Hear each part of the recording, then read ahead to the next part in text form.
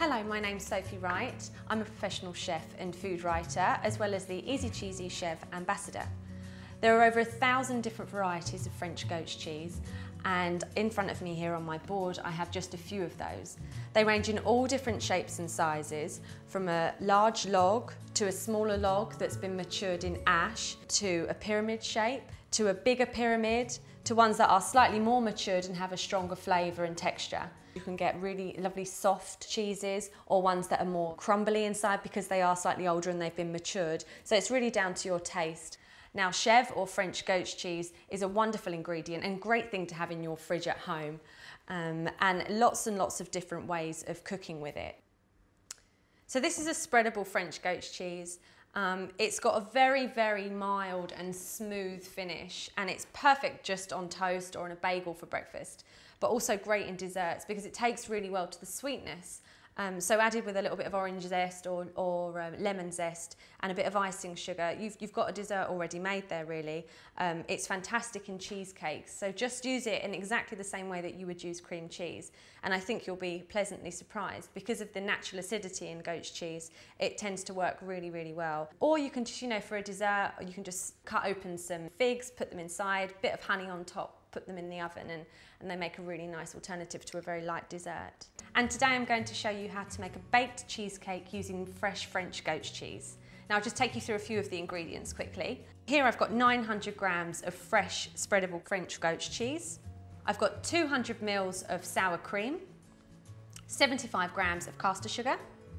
I've got some flour, 3 tablespoons, some vanilla bean paste, 2 oranges and 2 lemons, 4 eggs, and for the base I use 85 grams of butter and 150 grams of digestive biscuits. So I'm just going to pack the rest of this away and I'm going to start making the base for my cheesecake. So we start by melting 85 grams of butter, and while that's melting we can start to blitz our biscuits. So lid on, it's going to be a bit noisy. And you want to make sure that you've got a really nice fine crumb, and then make sure that your butter is completely melted before you pour it into your biscuits, otherwise you'll end up with chunks of butter. Turn it on.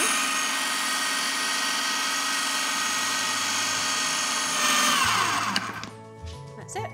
Here I've got a baking tin, springform case, about 20 centimetres, that I've lined with some parchment. It's a crumb base, and if you don't, when you lift your cake out, it could crumble all over the place, so it's best to do that. And by doing this, you don't have to add any more butter to your recipe, so it's quite a nice way to do it. Pour in your biscuits, press it down, and make sure that you get a nice, even base. So once you're happy with how smooth it is, pop it into the oven for about 10 to 15 minutes at 180 degrees. It's now time to prepare the filling. So we're starting off with our 900 grams of spreadable French goat's cheese, and we have to beat this so it's nice and fluffy. So in my mixer, I'm using the paddle attachment here, and just spoon in your goat's cheese, which is really soft and very easy to work with. That goes in. And on with your mixer. And you need to beat that for sort of 2 to 3 minutes until it really aerates and is nice and light and fluffy. So when you're happy with the consistency of that, we need to change the attachment, because now we want to whisk it. Add your whisk. Give it a good whisk. And while that's going, drop in your eggs. So I've got 3 whole eggs and 1 yolk in here.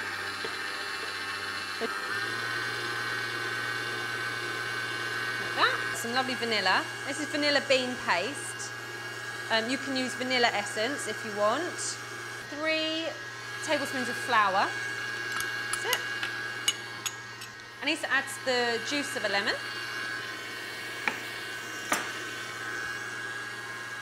Finally, I've got 200 mils of sour cream. So I'll just turn this off and put in the sour cream. Otherwise we'll all get splashed. And then just turn that back on until you're happy that it's all incorporated.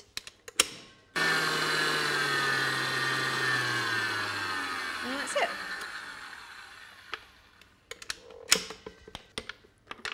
take out your whisk and just make sure you've got all those nice orange bits. So my mix is ready. So my base has been baking. And we do this just to crisp up the base a little bit so that it's not raw. And you don't have to wait for it to cool down because we're going to put this straight in the oven, but the important thing to do now is to turn your oven down to about 160 degrees. Okay, so you might want to just leave your oven door open just to let it cool down a little bit because obviously we've baked the base at 180, so it needs to come down by 20 degrees. Pour on your mix, like that. And this is a springform cake tin and it's also non-stick, which is why I haven't bothered to grease it. So I think the oven's about ready now. I'll just pop this in.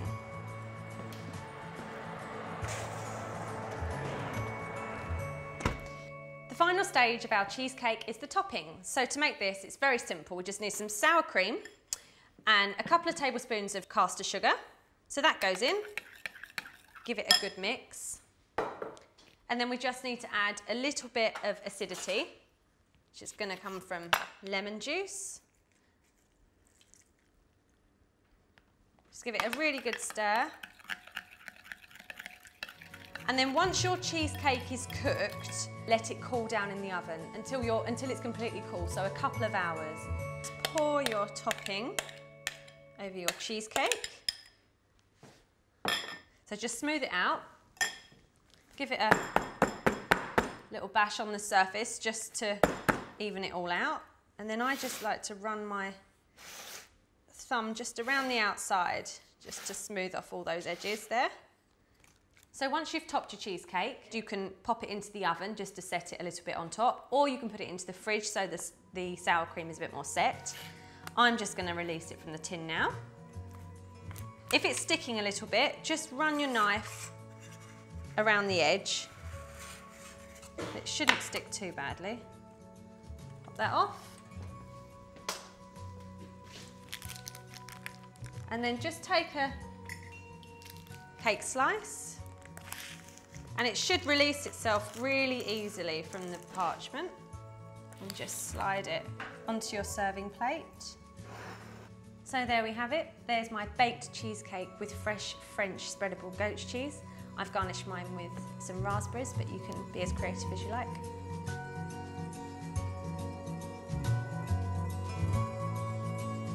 For more delicious French goat's cheese recipes, go to our website, www.frenchgoatscheese.com.